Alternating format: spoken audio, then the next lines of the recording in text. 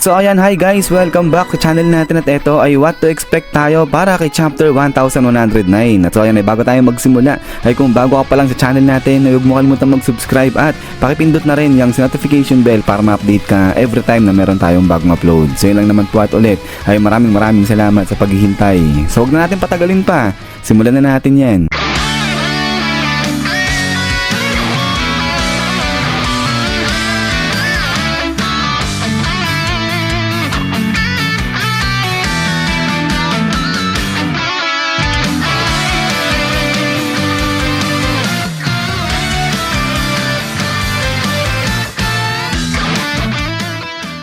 At so dito nga muna natin yung sisimulan sa sinabi ng ating leaker sa kanyang preview kay chapter 1109 na sa kaguluhan nga na nagaganap dito sa Egghead Island ay kanino mapupunta etong huling halakhak. So dito sinasabi na nalalapit na itong pagtatapos ng Egghead Island arc. At so now, to review itong sinabi ng leaker natin about sa kung kanino mapupunta itong huling halakhak ay tignan nga muna natin yung current status na nangyayari kala Luffy. So dito ay may kita nga natin si Luffy, siya mag-isa yung kakalaban o haharap kay Saturn at saka nga kay Kizaru. So kaya nga maraming nagsasabi ngayon na dito pa lang medyo alanganin na o tagilid na itong si Luffy kasi nga dalawang big shot o dalawang malalakas yung kalaban niya.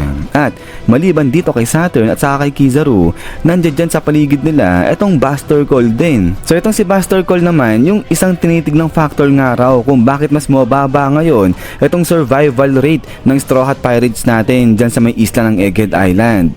Pero dahil nga sa ginawa nito ni Dr. Vegapunk dun sa nakalipas na chapter na kinontak niya o kinokontak niya itong buong mundo at may sasabihin nga raw siya na katotohanan patungkol sa mundo, ay sigurado nito ikakagulantang naman niya ng world government. At so now ay inaasahan na dito kay chapter 1109 na itutuloy na nga ni Dr. Vegapunk kung ano man itong katotohanang sasabihin niya. At itong info na sasabihin ngayon ni Dr. Vegapunk ay sigurado ikagagalit nga raw yan nito ng world government at pati na rin ng Marines. So inaasahan na yung info na sasabihin ni Dr. Vegapunk sa mga tao ay sigurado yan yung itinatago nito o ayaw sabihin ng world government sa mga tao. At so kaya ngayon yung isa pang inaasahan na mangyayari dyan kay chapter 1109 ay ipakita nga raw itong reaction na nung mga natitira pang apat na elders natin pati na rin itong side ng mga Marines at yung reaction din syempre ng mga tao. So wala pa man ding binibigay na salita o sinasabi itong si Dr. Vegapunk pero ina-expect na nga na magbibigay yan ng napakalaking impact sa mundo ng One Piece natin. So dito sinasabi nga na magdudulot yan ng negative impact dito sa Marines natin pati na rin lalo na sa world government.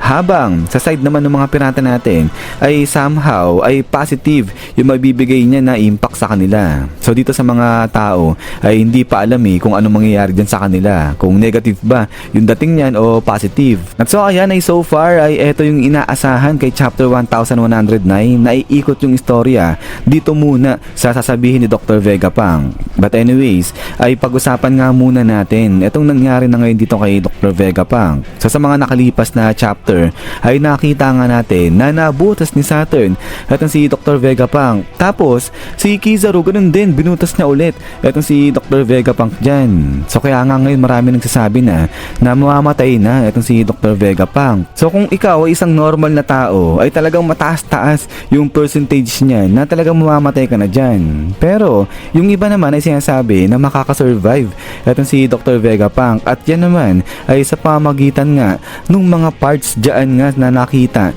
sa may laboratory nila. So kung matandaan nyo ay di ba nga etong sila Dr. Vegapunk gumagawa sila ng mga artificial nga na mga organs ganyan. So kaya ang pwede mangyari nga raw nito ay kapag etong si Sanji Boy natin ay nadala ng ligtas etong si Dr. Vegapunk dun sa kanilang laboratory ay pwede na siyang operahan nito nila Chopper at gamitin nga yung mga organs na ginawa nila Dr. Vegapunk para pampalit sa kung ano man yung nasirang organ dyan sa katawan ni Dr. Vegapunk.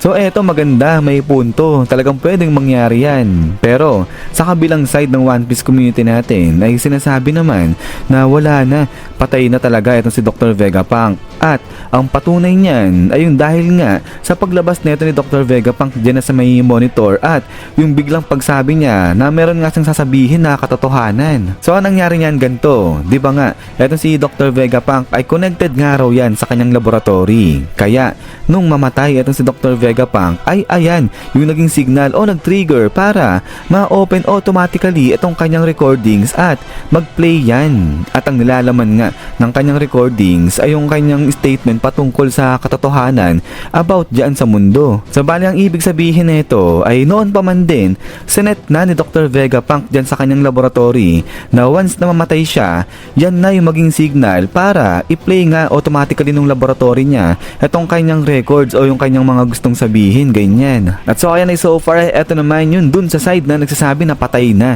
etong si Dr. Vegapunk. Pero sa tingin ko ay okay rin na etong punto nila dito. Kasi nga naman ilang beses tayo nakakita ng ganyang eksena sa mundo ng anime natin na minsan kapag may isang character na namatay tapos mga scientist pa ganyan, ay di ba may mga recordings nga yan na nakatabi na tinatago nila at kapag namatay sila ay ayun na nga yung nagiging signal para i-play na kung ano man itong mga recordings nila. At so ayan ay kayo na bahala kung saan kayo maglilin, kung buhay pa nga ba etong si Dr. Vegapunk o talagang wala na siya, patay na siya. But anyways, yung isa pa palang inaasahan dito kay chapter 1109 ay yung sa pagdating nga nung dalawang higante na to, si Dory at saka si Brogy dyan sa side ni Luffy para tulungan siya sa pakikipaglaban. So ito posible rin talaga pwedeng mangyari, mataas-taas yung chance niyan kasi nakita natin dun sa nakalipas na chapter ay di ba nga pupuntahan na nila etong si Luffy sa nilaki-laki ng mga hakbang ng mga higante na yan.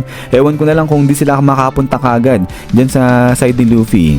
Pero yun nga, if ever na ito mangyari, sa tingin ko baka mga nasa ano pa yan dulong panel o sa patapos na ni chapter 1109. At ayun pa ay tinitignan din ngayon kung etong si Kizaru ay makakalaban pa siya. Kasi dito ay sumuka na ng dugo etong si Kizaru. Parang na-grip ata talaga siya ng husto dyan ni Luffy. So sinasabi nagkaroon din daw yan ng internal hemorrhage ganyan. So abangan natin nga kung makakapalag pa dyan etong si Kizaru o hindi na. But anyway, say after nga nito is yan guys. So hanggang dito lang muna etong si what to expect natin kay chapter 1109. At ayan ay paglobas naman na itong si spoiler kay chapter 1109 ay ipapresent ko na lang kaagad sa inyo yan guys. So abang-abang lang. At ayan ay ulit ay maraming salamat sa panonood dito kay One Piece natin. So huwag niyo pala kalimutan na mag-iwan ng like. So yun lang naman. So lagi mag-ingat. God bless niyo lahat at kita-kits tayo ulit.